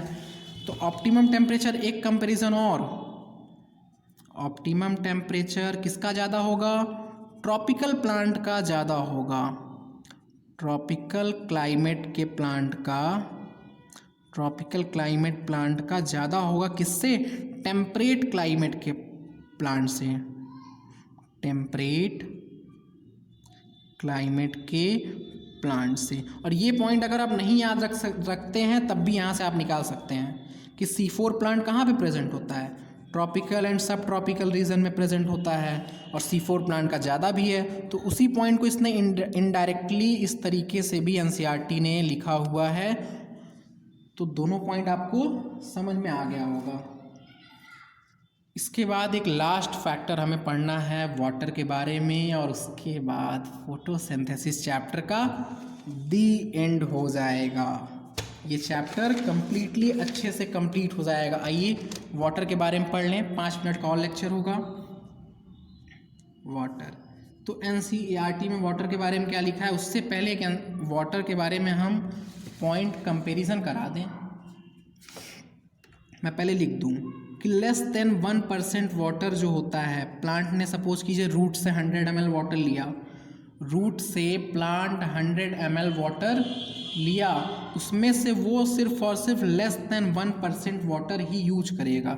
Less than 1% water used for photosynthesis and plant growth. Plant के ग्रोथ के लिए और फोटोसिंथेसिस के लिए सिर्फ लेस देन 1% वाटर ही यूज करता है, मीन्स 1% भी पूरा नहीं। तो इसका मतलब क्या है कि मोर देन 99% वाटर का क्या होगा? ट्रांसपिरेटरी लॉस होगा। ट्रांसपिरेटरी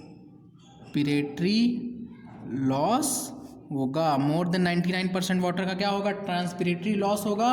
और ये पॉइंट NCERT में कहाँ लिखा हुआ है, मैं आपको पेज नंबर लिख दूँ पहले, 187 page number, transport in plants में लिखा हुआ है। मैं दिखा दूँ, ये देखिए, less than 1% of water reaching the leaves is used in photosynthesis and plant growth. Most of it is lost through the stomata in leaves.